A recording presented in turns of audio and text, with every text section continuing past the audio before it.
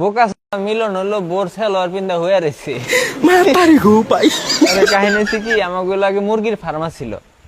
এনে মুরগির ফার্মে কাজ করার জন্য সুদূর মাগুরার থেকে একটা খেপা পাড়া করে আনছিলাম। এই খেপা নাম হলো মিলন। মানে ও খেপা হওয়ার পাশাপাশি প্লাস হইতেছে পাগলা।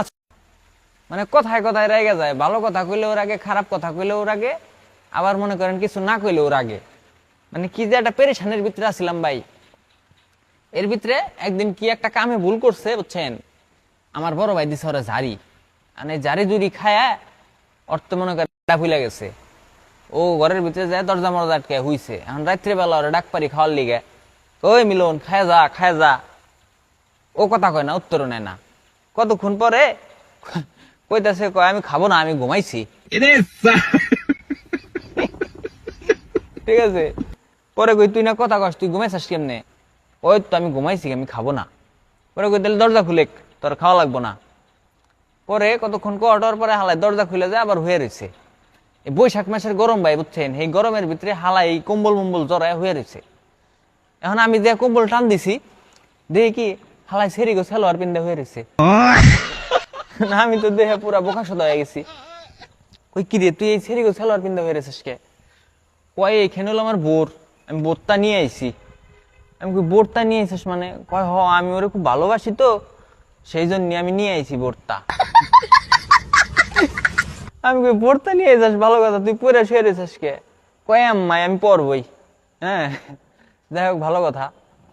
এভাবে চলতেছে। কয়েকদিন পরে হালাই কয় কি, কয় আমি বাড়ি যাব। মানে ও আবার এক কথা কইলে বুঝছেন, ওই যে জিদো ধরবো ওই কাম ওইটা করবোই, কইরাই ছাড়বো।